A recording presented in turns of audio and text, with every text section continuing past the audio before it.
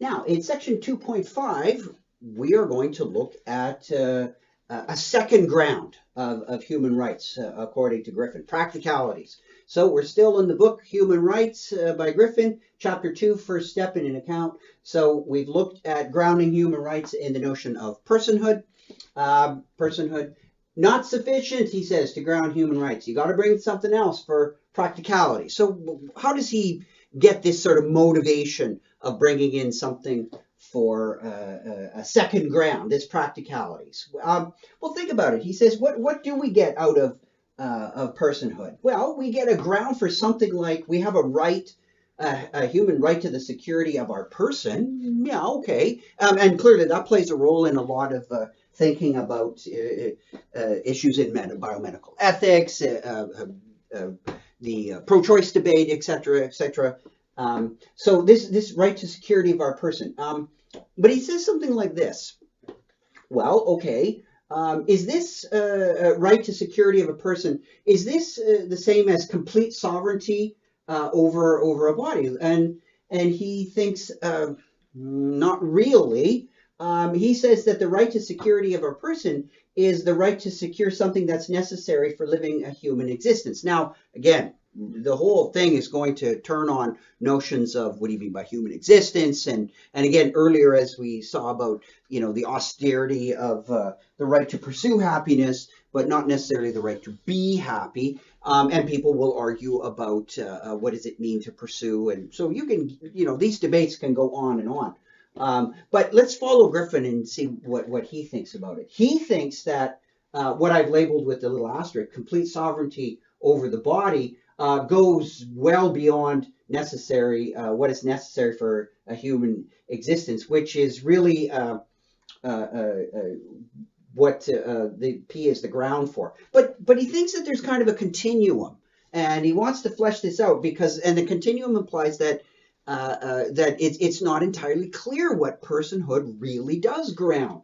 What is necessary for living a human existence. So let's follow him in this discussion. Suppose that one of the ways to say that this goes too far, when we talk about security of the person, to interpret that in terms of complete sovereignty, he gives this example of suppose your blood was kind of this, not necessarily magical, but was extremely valuable in the sense that, let's say, 2 drops or a drop of your blood contained the cure for a certain disease that was running rampant in a population. Would it be absolutely? It would definitely violate your complete sovereignty over your body principle if the state or whatever were to take a couple of drops of your blood, because you could say, no, it's my right. You can't violate my body in any way. I have complete sovereignty over it, so you can't have a drop. Now, you might say that's not very nice of you or whatever, but it would be your right. It would fall under this notion of complete sovereignty to say, no, I'm exercising my right of sovereignty. You can't touch me, right? So not even to get 1 drop of blood.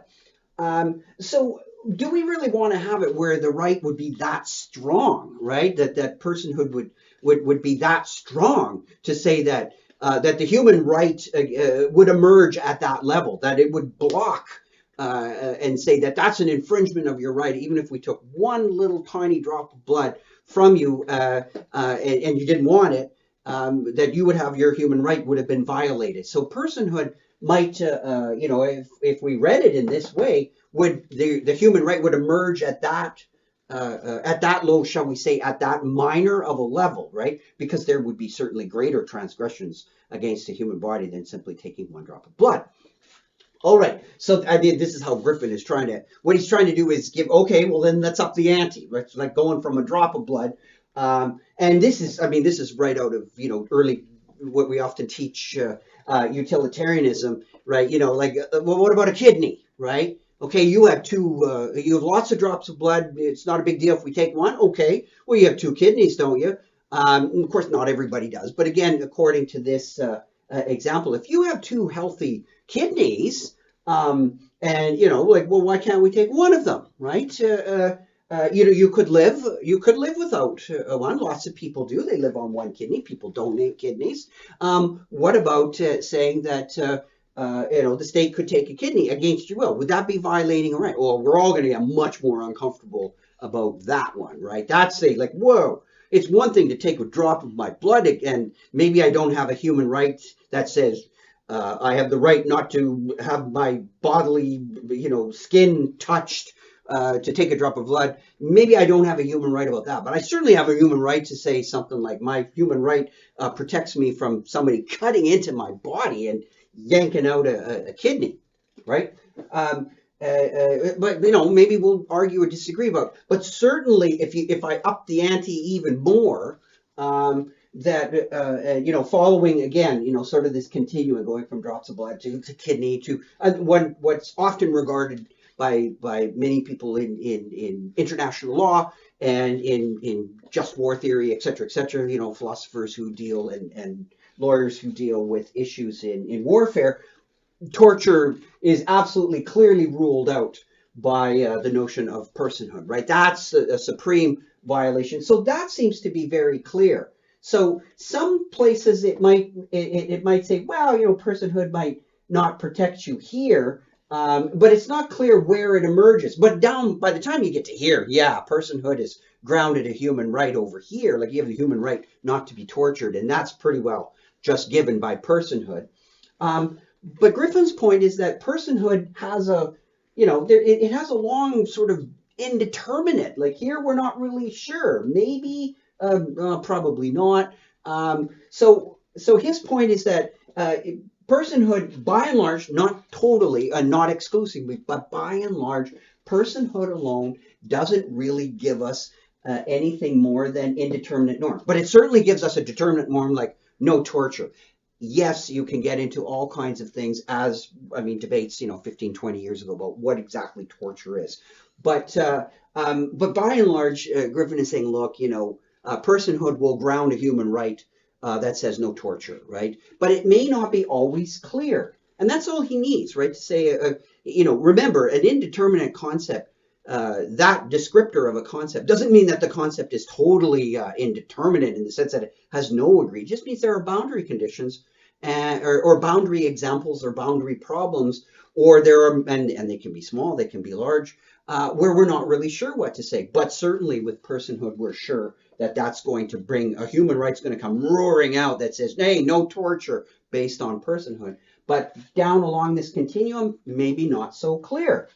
So this is why Griffin says, well, we need another ground of human rights, something to work with personhood that makes personhood and the whole human rights project more determinate, right? And allows us to maybe give more allows us to say when definitely a human right would emerge along this kind of perspective where you're talking about dealing with the body.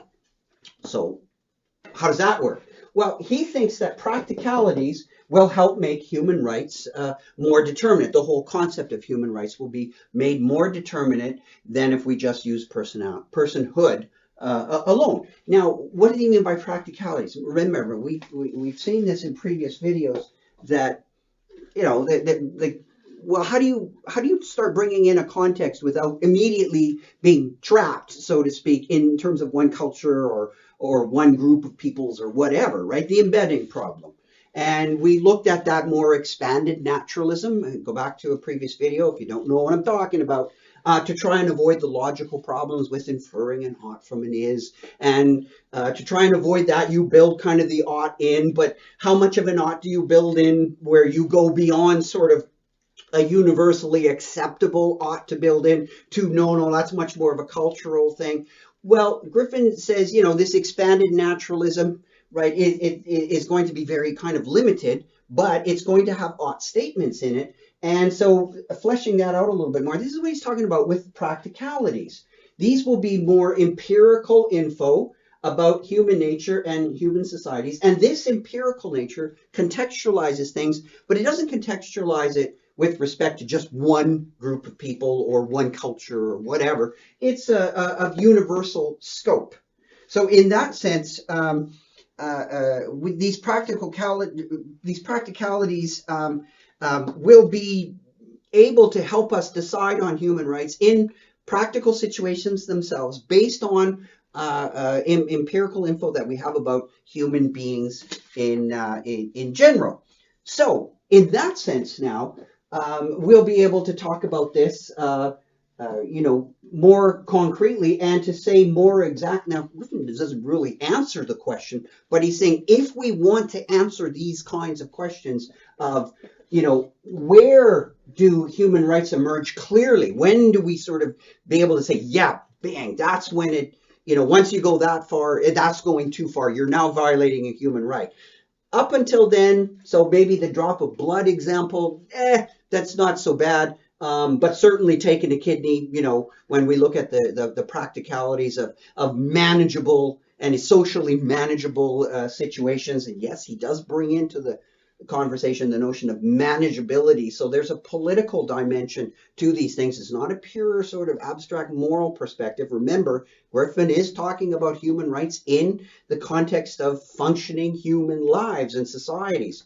So what are common ways in which human societies can function? Well, you might say, well, look, we wouldn't want to have it in normal human society that if someone emerged who had this kind of special blood, and that we would just say, well, no, you can't take that from this person, and then you allow the disease to just roar on, which is kind of relevant to some discussions today, but you still wouldn't want to have it, all things practically considered, that you would allow states to move in and take kidneys or something like that. Maybe taking a drop of blood, maybe that would be a practical, feasible way of running things, and so there would not be a human right against that, even though if you interpreted personhood as this complete sovereignty, yeah, but it wouldn't necessarily be a violation of a human right because you're adding in this practicality. So what you get is that personhood alone cannot really ground human rights. That is, it can make some suggestions here, like it might ground a human right against torture,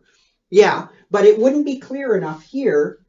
And it wouldn't be clear when, okay, so down here, yeah, the human rights emerge, but where? What short of torture? It might not really be clear. So this indeterminate boundary is made clearer by the addition of considering practicality. So what we've got is the ground of human rights. Yes, of course, it includes a personhood because we value it. We value it. We have an extremely high, but not supremely high valuation of personhood. Remember the weight issue in the last video. So personhood plus practicalities will ground our human rights. That is, give us a fairly determinate model. What exactly that's going to look like? Well, it's going to depend on what this turns out to be. So this again is empirical information about human nature and human societies that has universal scope. So of course that's going to presuppose that we can talk about commonalities about human nature and human societies. That is commonalities across cultures, that cultures are not radically different from each other. Because if we're talking about commonalities, we're talking about some kind of similarity. So that that's also going to be somewhat controversial. Like, how can you be sure you got those similarities and not something maybe that you think and you're projecting from your own culture? So this is definitely controversial territory. But he thinks that in principle, if you can get this empirical information about human nature and human societies, and again, this is a controversial notion too, then when we put that together with the notion of personhood, we can get a decent kind of determinate notion of human rights. But again, he hasn't spelled it out in detail. Again, this is still at the sort of abstract level. But you can say, okay, well, wait a second. You said personhood alone won't do it.